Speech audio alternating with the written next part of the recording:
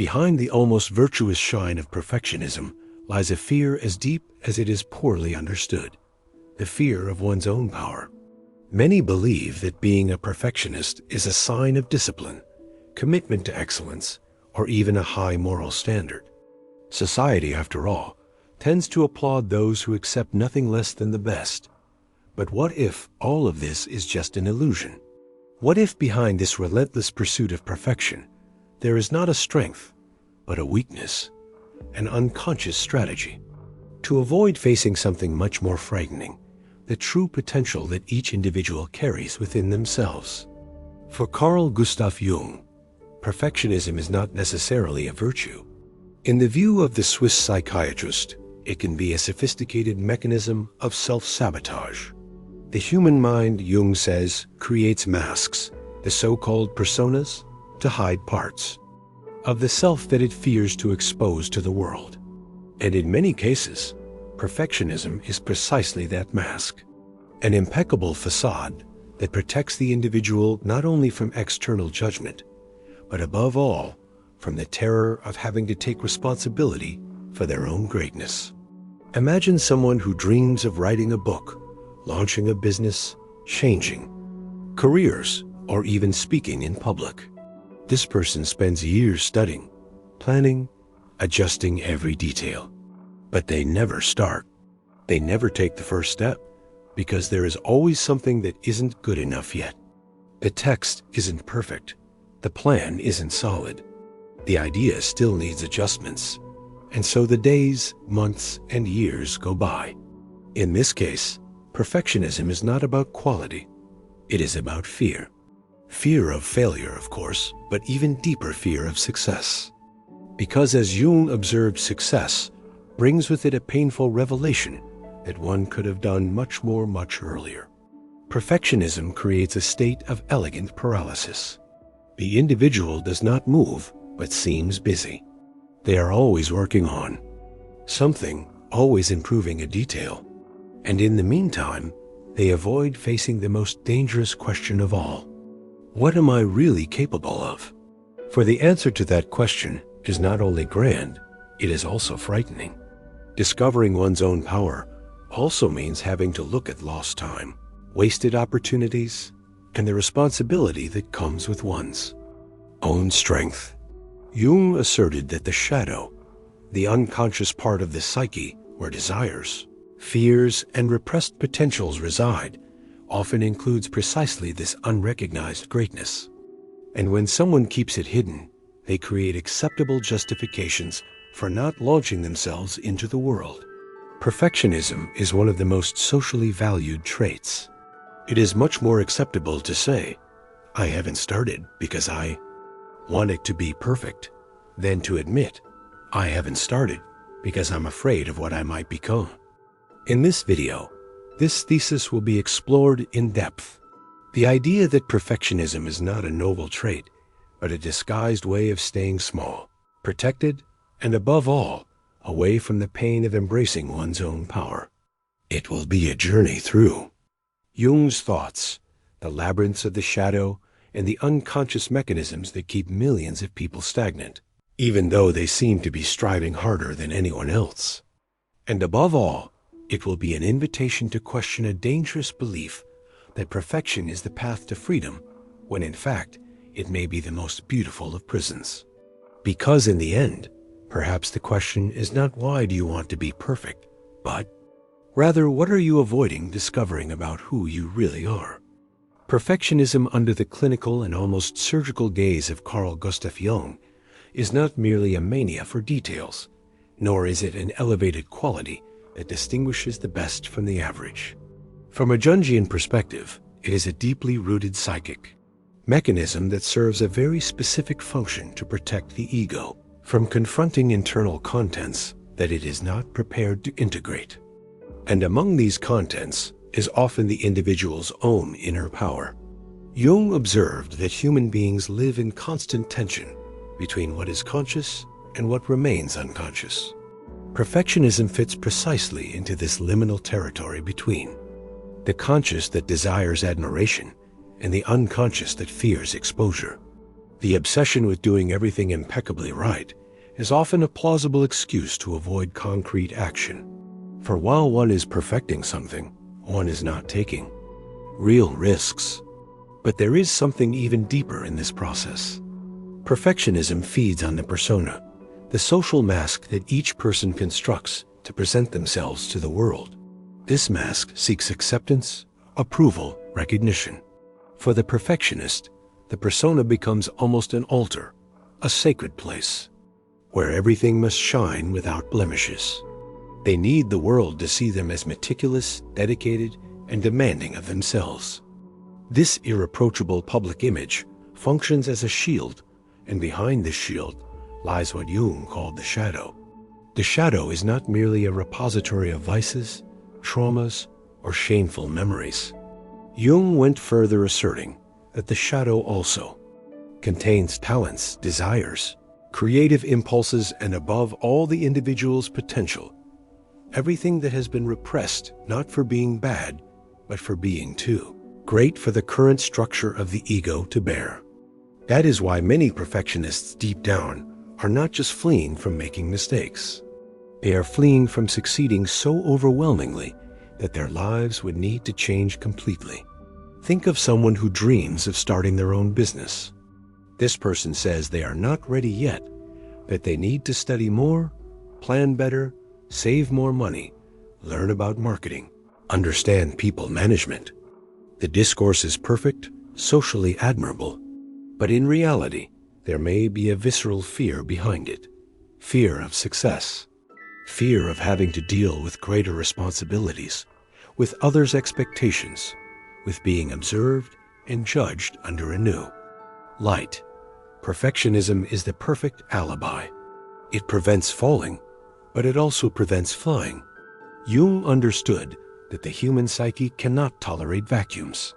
When the individual does not act in the world, the psychic energy that should be used to create, achieve, and transform turns inward, where it transforms into anxiety, self-criticism, existential crisis.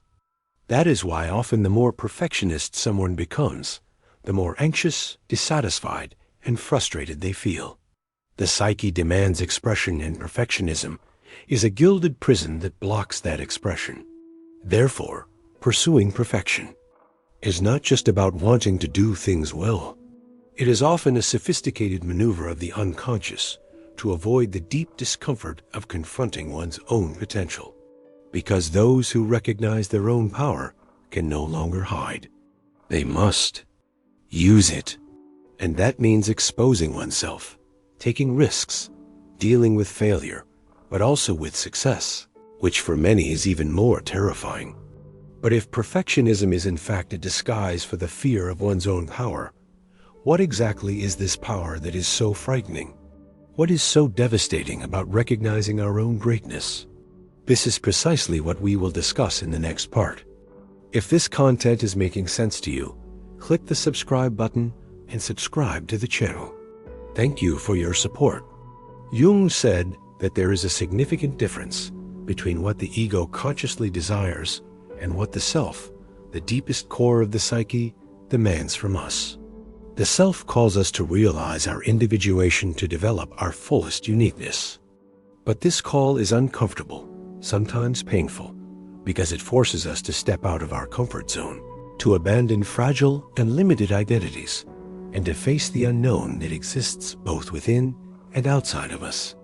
That is why, for many people, it is safer to remain small. Living below one's potential offers comfort, anonymity, and less exposure. Being excellent requires courage, not only to face external challenges, but above all, to deal with the gaze of others and the relentless judgment that often accompanies those who dare to shine.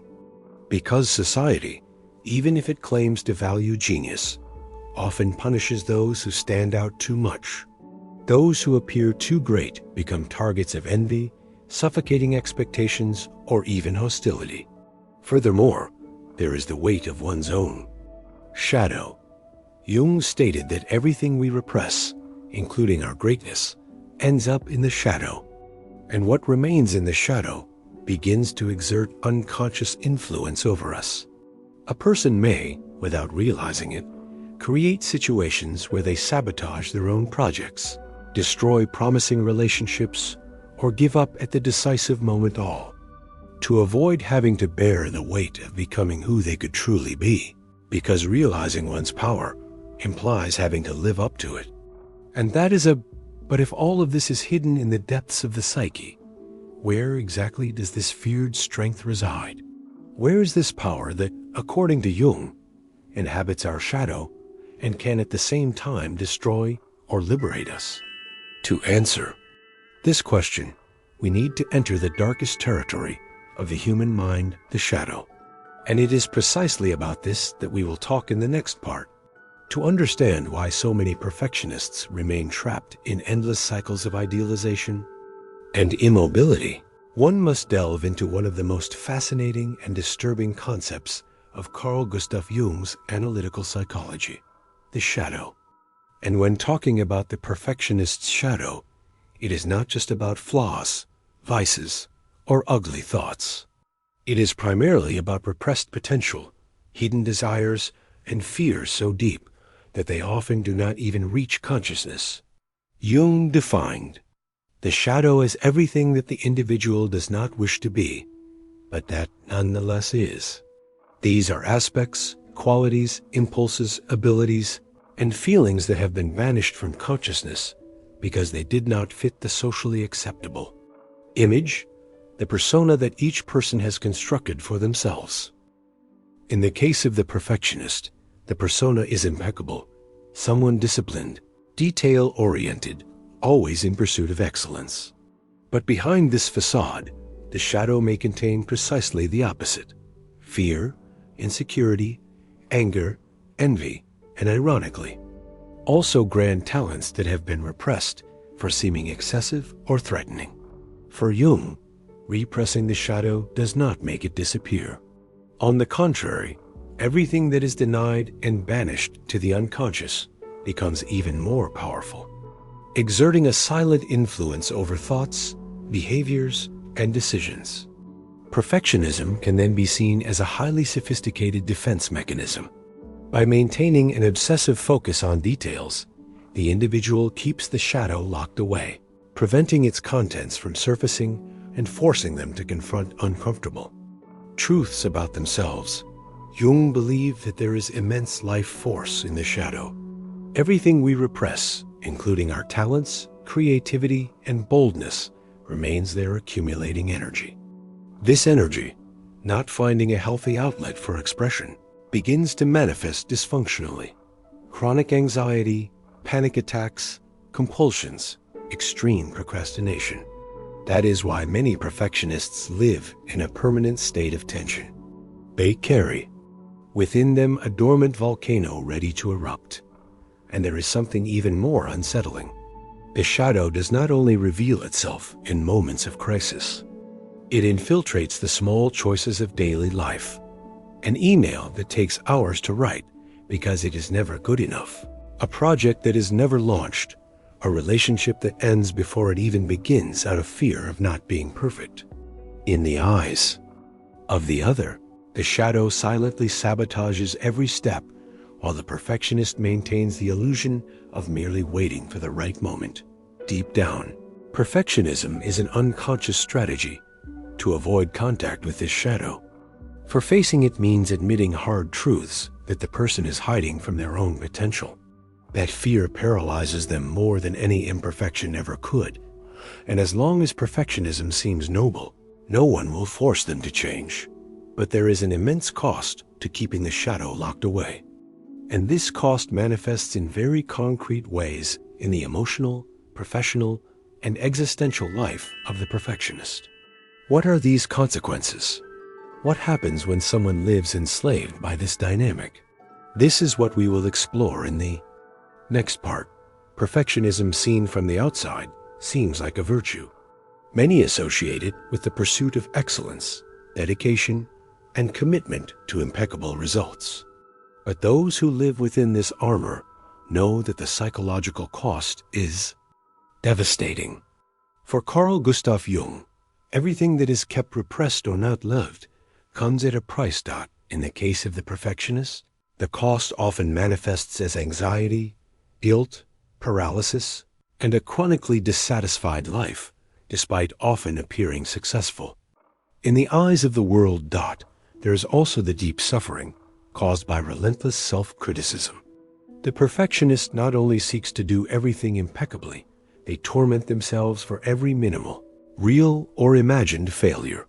Small mistakes turn into internal catastrophes, eroding self-esteem. Jung warned that the ego, when hypertrophied and overly identified with the persona, cannot tolerate imperfections because each failure threatens the identity built with so much effort. The result is an individual who lives in constant fear of being unmasked, as if at any moment everyone would discover that they are not as competent, intelligent, or disciplined as they seem.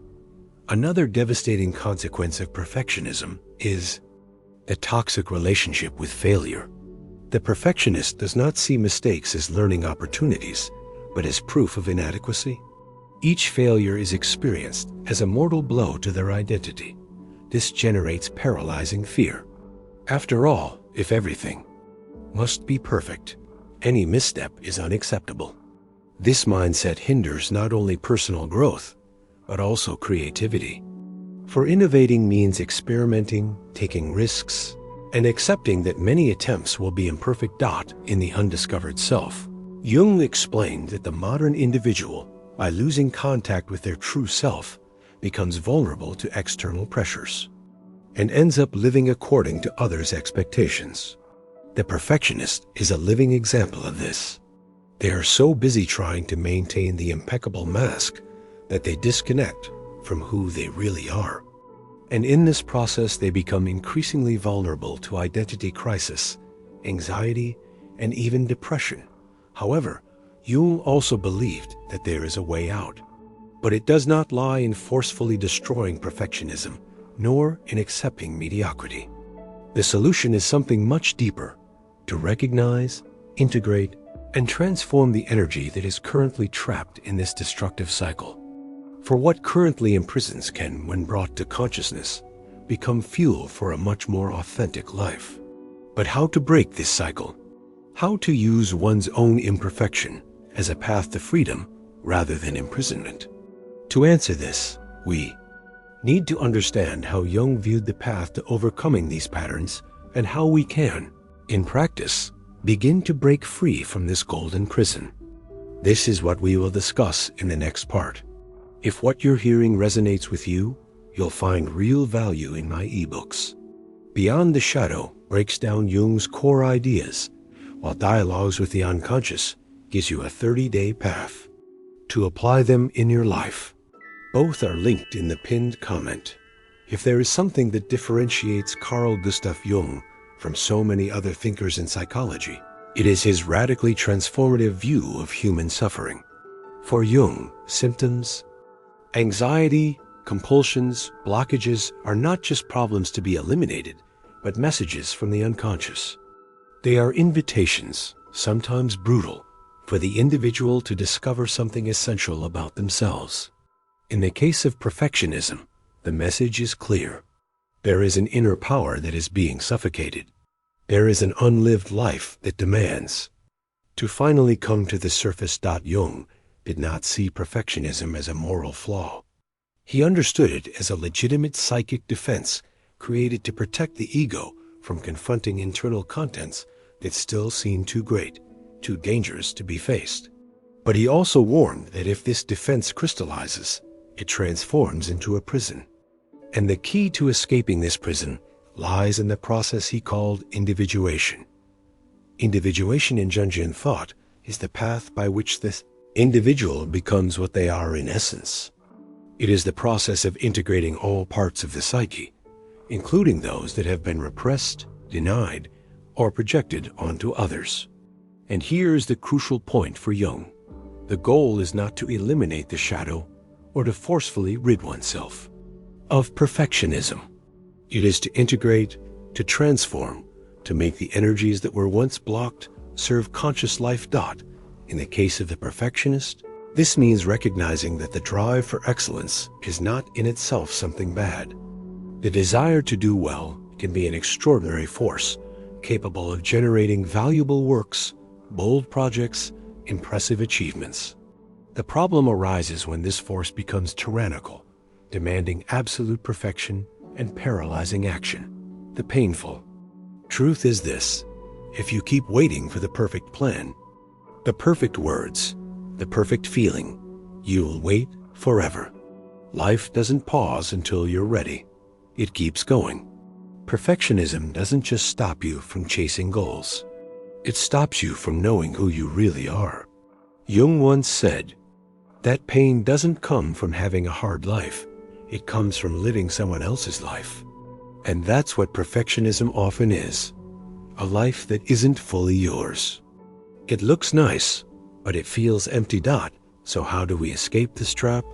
How do we take our life back from perfectionism? Here are 5 powerful practices that come from Jung's teachings and modern psychology. This may sound simple, but it's life-changing. Don't wait for the perfect plan. Just move. If you want to write something, start writing and finish the first draft, even if it's not amazing. If you want to start a project, launch the first version, even if it's not polished. Jung believed that the real self can only be found by living, not by thinking. You discover your power through action, not imagination. Don't let preparation become procrastination. Give yourself a clear, short deadline, maybe one that feels slightly uncomfortable. For example, I'll plan for 2 days, then I'll act. No more waiting. The longer you prepare, the more you convince yourself that you're not ready. Growth doesn't happen in endless planning. It happens when you're bold enough to start, even when it's messy. When you feel stuck, anxious, or scared, don't run away. Sit down and ask yourself, what exactly am I afraid of? What's the worst that could happen if I do this imperfectly? Write it all out. Be honest. When you name your fear, it loses power over you. Jung taught us that the shadow becomes less dangerous when we bring it into the light. Talking to your shadow even in a journal is how you begin to take your power back. Stop expecting your first try to be brilliant. It won't be. That's not the point. Jung believed that mental energy has to move. If it's blocked, it becomes pain, anxiety, even depression. So let it flow. Make a bad first version. Write the weak draft. Record the rough video. It's better to move imperfectly than to stay frozen. Choose something simple and do it good enough. Not perfect, just finished. It could be writing something and not editing it 10 times. It could be submitting a project at 80% instead of chasing 100%. These little wins start to rewire your brain. They teach your nervous system that it's safe to act without perfection. And remember this: imperfect action will always be more powerful than perfect inaction. Always. That's one of the deepest truths Jung left behind. We grow by doing, not by waiting. Perfectionism looks like responsibility. It looks like discipline. But often, it's just fear pretending to be virtue. If you don't challenge that fear, it will slowly drain your life, your years, your energy, your potential. You'll look back one day and wonder where your life went, but it doesn't have to be that way. Jung's message wasn't to become perfect. It was to become whole. And being whole means embracing your humanity, your strengths, your flaws, your beauty, your pain. It means knowing that power doesn't come from being flawless. It comes from being real. So let me ask you now, what are you putting off in the name of perfection? What dream are you delaying? What project is waiting for your permission? What truth are you afraid to speak? Maybe it's time to face it. Maybe it's time to bring your shadow into the light. Not to judge it, but to understand it. Because in that shadow lies the version of you the world is waiting for. You are not alone in this. Many people feel stuck, lost, and scared to move. But when you start talking about it, when you share, when you express, you help others heal too. So share your thoughts, write them down, say them out loud. Start small. And if this message touched something deep inside you, don't stop here. Keep going. Watch the next video. Read the next page. Take the next step. Because all of these small pieces of knowledge will lead you somewhere bigger, to the freedom of your own greatness. You were never meant to be perfect. You were meant to be whole. You were meant to be you.